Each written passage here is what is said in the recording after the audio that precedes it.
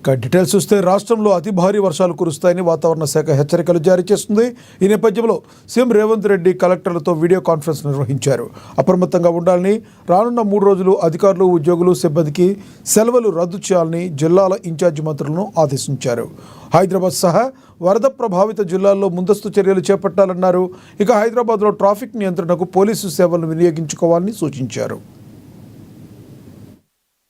ఒక డిపార్ట్మెంట్ నాకు తెలుసు, ఒక డిపార్ట్మెంట్ తెలియదని కానీ ఫైర్ డిపార్ట్మెంట్ కానీ, నేషనల్ డిజాస్టర్ డిపార్ట్మెంట్ కానీ, లేకపోతే స్టేట్ డిజాస్టర్, ఇప్పుడు మనం సొంతంగా స్టేట్ డిజాస్టర్ మేనేజ్మెంట్ కూడా మొత్తం అంతా ట్రైనింగ్ ఇచ్చి ఆల్మోస్ట్ 1000 కోర్స్ మనం ట్రైనింగ్ ఇస్తున్నాం. దాదాపుగా 2000 మంది అందుబాటులో ఉన్నారు.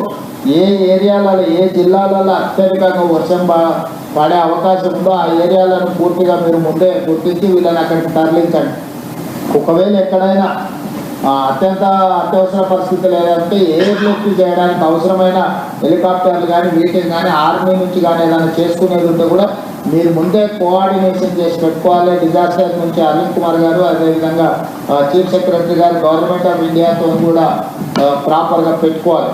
లాస్ట్ టైం మనకు ఊహించని విధంగా ఖమ్మం జిల్లాలో 2 గంటలలో 42 సెంటీమీటర్ల వర్షం పడ్డది. దాదాపుగా దాంతో పూర్తిగా అతలాకుతలం అయిపోయింది ఖమ్మం. దాంట్లో కొత్త కలెక్టర్లు వీళ్ళందరూ కూడా పూర్తి స్థాయిలో అక్కడ సహాయాన్ని అందించకపోవడం వల్ల కొంత నష్టం జరిగింది. ఈసారి అట్లాంటి తప్పిదాలు జరగడానికి వీల్లేదు. అందరు కలెక్టర్లను అలర్ట్ చేస్తున్నా. చీఫ్ సెక్రటరీ గారు కూడా నేను ఆదేశాలు ఇస్తున్నా.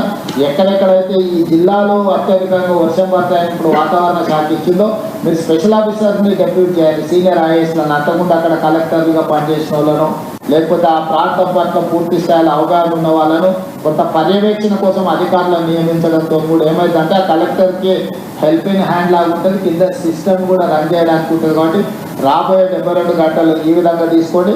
అదేవిధంగా అన్ని శాఖలకు సంబంధించిన ఉద్యోగుల సెలవులను అన్నిటిని కూడా రద్దు చేయండి. అందరూ డ్యూటీలో